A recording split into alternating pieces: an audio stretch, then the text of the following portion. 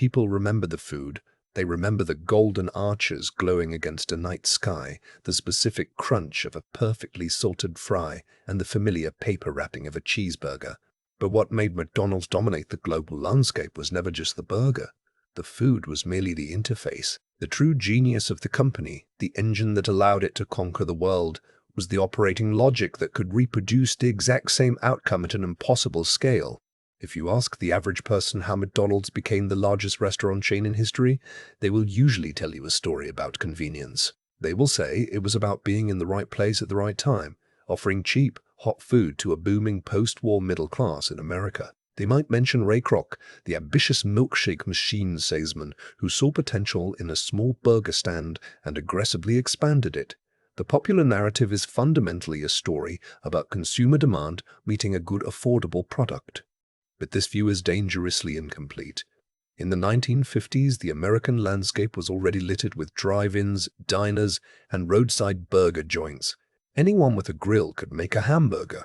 The barrier to entry in the food business was practically non-existent, and the competition was fierce. If product quality and cheap pricing were the only variables that mattered, countless other regional diners should have achieved global dominance. The burger itself was not a culinary masterpiece. It was a simple combination of beef, bread, mustard, ketchup, onions, and a pickle. Focusing on the menu obscures the profound structural revolution that was actually taking place behind the counter. To understand McDonald's, you must look past the visible product and study the hidden system. The origin of this empire does not begin with a recipe. It begins with an obsession with industrial efficiency. In 1948, Richard and Maurice McDonald made a decision that would alter the trajectory of global commerce. They shut down their highly profitable traditional drive-in restaurant in San Bernardino, California. They fired their co-ops. They eliminated the silverware and the plates. They slashed their massive menu down to just a handful of items: hamburgers, cheeseburgers, potato chips, and drinks. But the menu reduction was only the surface. The real breakthrough was the complete architectural and operational redesign of the kitchen. The brothers applied the principles of scientific management, often known as Taylorism, to the commercial preparation of food. They did not view their kitchen as a place of culinary creation. They viewed it as a manufacturing plant. They drew chalk outlines on a tennis court to map out the exact movements their workers would need to make to assemble a burger. They timed these movements with stopwatches. They minimized the physical distance between the grill, the dressing station, and the counter. Every step was calculated to eliminate friction, reduce wasted motion, and maximize throughput. They called it the Speedee service system. In a traditional restaurant, food was prepared by a cook, an individual whose mood, skill level, and fatigue dictated the quality of the meal. The McDonald brothers engineered the cook out of the equation. They broke down the creation of a hamburger into distinct, highly specialized and repetitive tasks. One person grilled the meat, another dressed the bun, another wrapped the final product. This was not a kitchen, it was an assembly line. It was Henry Ford's model of mass production, miniaturized and applied to calories. By descaling the labor, they removed human error and inconsistency from the process.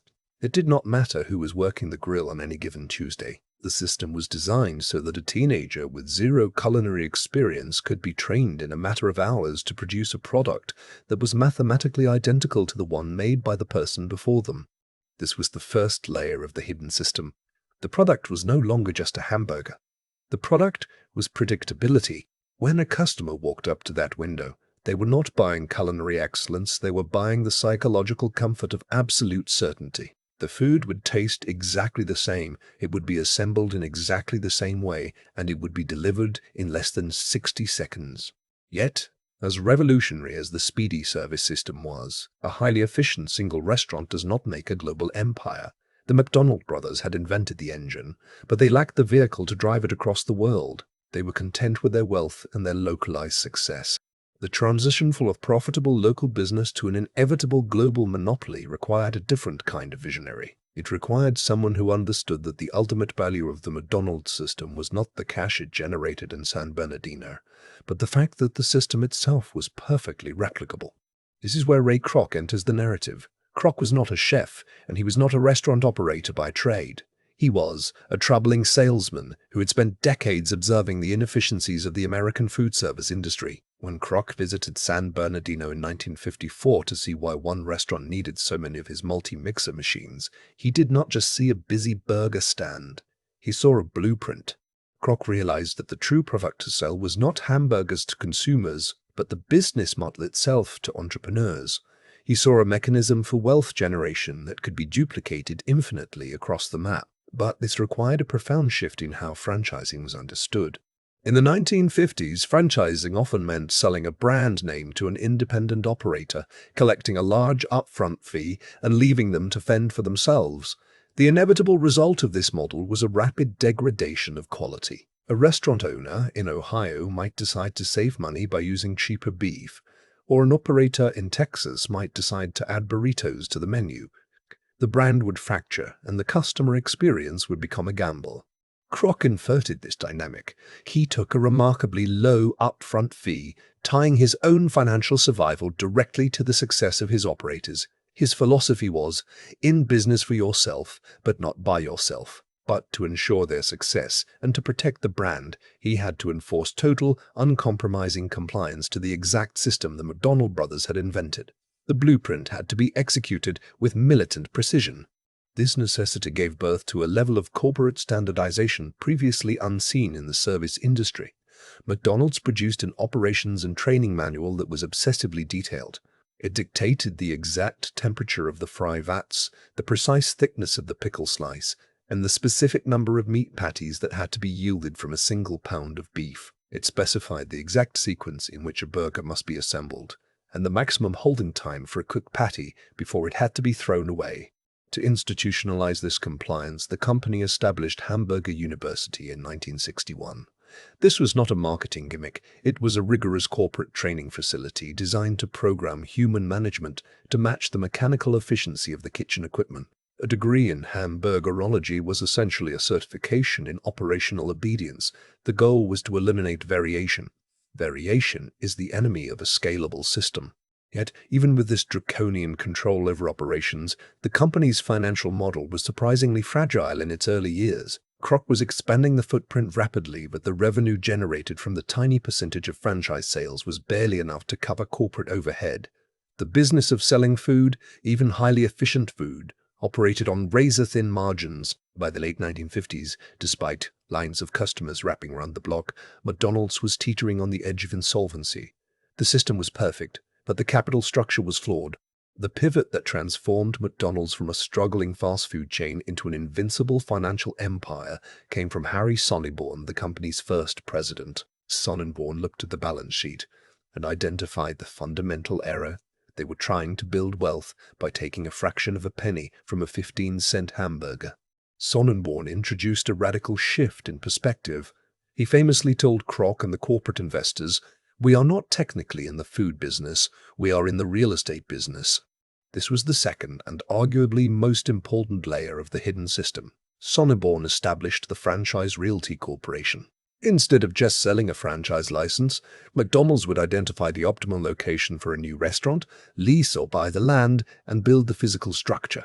They would then sublease this property to the carefully selected franchisee at a significant markup. The franchisee would be required to pay either a base rent or a percentage of their gross sales, whichever was higher. This financial architecture changed everything. It solved the cash flow problem overnight, providing steady, predictable revenue that insulated the corporate entity from the seasonal fluctuations of the restaurant business. The burgers paid the rent, but the real estate built the empire's equity. More importantly, it gave corporate headquarters absolute, unshakable leverage over its franchisees. In a traditional franchise model, if an operator starts cutting corners, revoking their license is a lengthy, complicated legal battle. But under Sonneborn's, McDonald's was the landlord. McDonald's was the landlord. If a franchisee refused to follow the exact operational manual, if they altered the menu, changed the supplier, or let the bathrooms get dirty, McDonald's did not just revoke their name, they evicted them from the building. The real estate portfolio became the ultimate enforcement mechanism for operational uniformity. It was an iron fist hidden inside the velvet glove of a cheerful brand. By owning the ground the restaurant stood on, McDonald's ensured that its highly engineered system would never be compromised by independent thought. But standardizing the kitchen and controlling the real estate was still not enough to guarantee global domination. As the company scaled from hundreds of locations to thousands, it encountered a massive logistical bottleneck. The American agricultural system was not designed to support absolute uniformity. You cannot guarantee that a French fry will taste identical in New York and California if you are buying different varieties of potatoes from thousands of fragmented local farmers. To feed the system, McDonald's had to reach backward and completely re-engineer the supply chain. They could not simply purchase ingredients on the open market. They had to invent entirely new ways of growing, processing, and transporting food. Take the iconic French fry. To Ray Kroc, the fry was an obsession. It was the most profitable item on the menu, but it was also the most chemically volatile. A potato's sugar and starch content fluctuates wildly based on the region it is grown in, the soil composition, and how long it is stored. If you simply slice and fry a raw potato, the results are unpredictable. Sometimes they are crisp, sometimes they are limp and burned. To a chef, this is the natural variation of organic ingredients. To McDonald's, this variation was an unacceptable system failure. The company partnered with aggressive agricultural suppliers, most notably J.R. Simplot, to fundamentally alter the American potato industry. They standardized the use of the russet Burbank potato.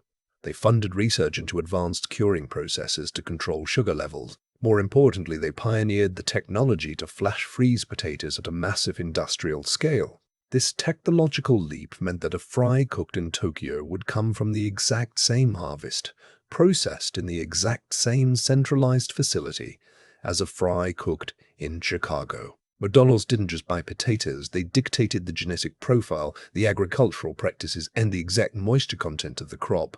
The same philosophy was applied to meat. When McDonald's decided to introduce chicken to the menu, they did not buy existing chicken products. At the time, the poultry supply chain was fragmented, primarily selling whole birds. McDonald's required a protein unit that was boneless, uniform in shape, and capable of being cooked in a precise, standardized amount of time without drying out. They worked directly with food scientists to invent the Chicken McNugget. The McNugget was not born out of culinary inspiration. It was born out of operational necessity. It was a perfectly engineered widget of protein designed entirely to fit the demands of the Speedee service system. By creating this product, McDonald's forced the entire poultry industry to consolidate and vertically integrate just to meet their massive, centralized demand.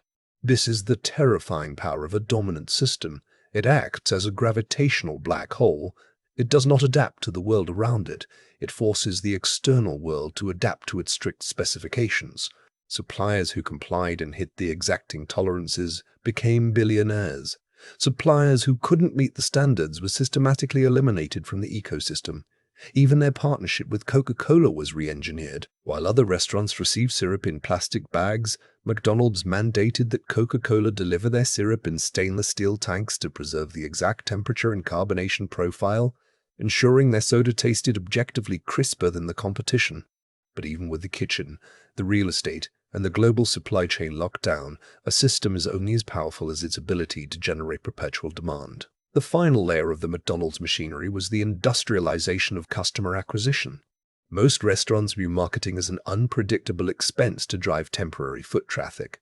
McDonald's engineered marketing as a psychological closed loop. The objective was never just to sell a single meal to an adult.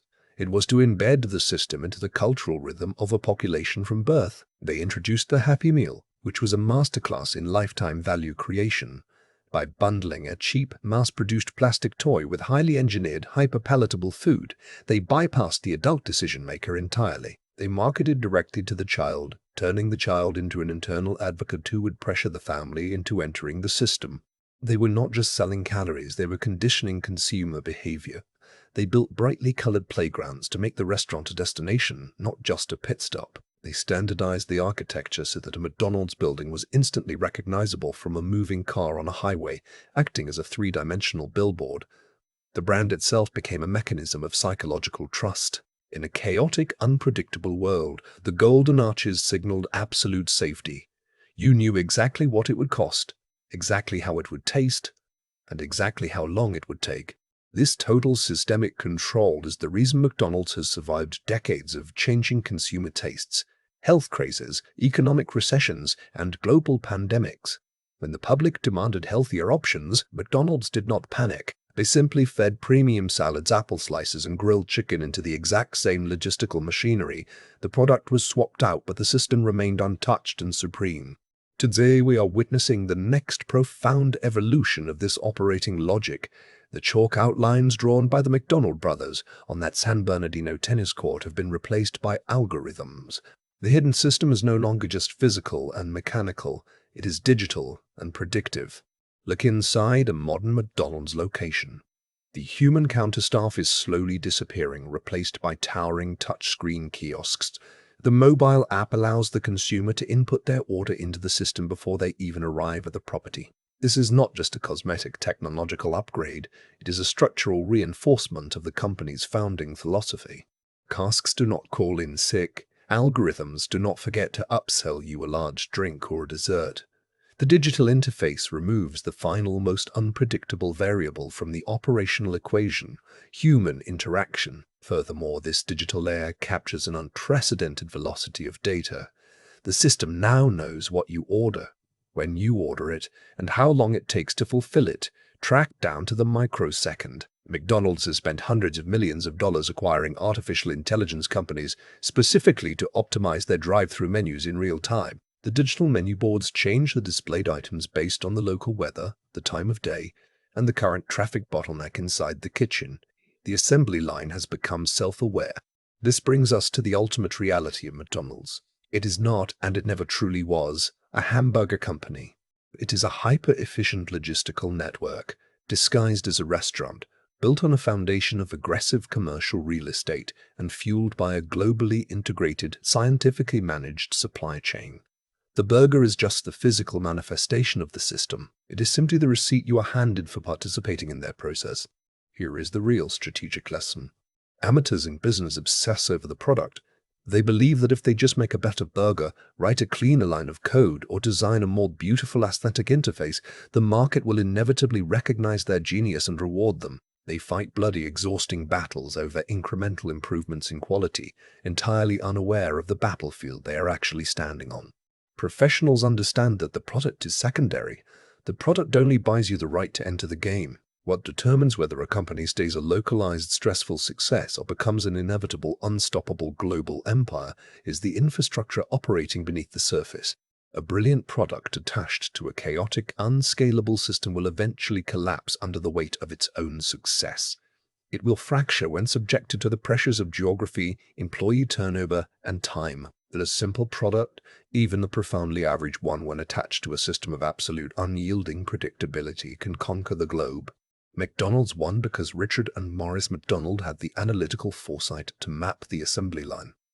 They won because Harry Sonneborn had the financial ruthlessness to buy the land beneath the fryers. They won because Ray Kroc had the fanatical vision to enforce the blueprint across the world. They did not set out to make the world's best food. They set out to build the world's most perfect machine. And the machine did exactly what it was designed to do. It scaled. If you want to understand the hidden architecture of the world's most dominant companies, subscribe to the channel. We look past the obvious product and analyze the invisible systems that actually run the board.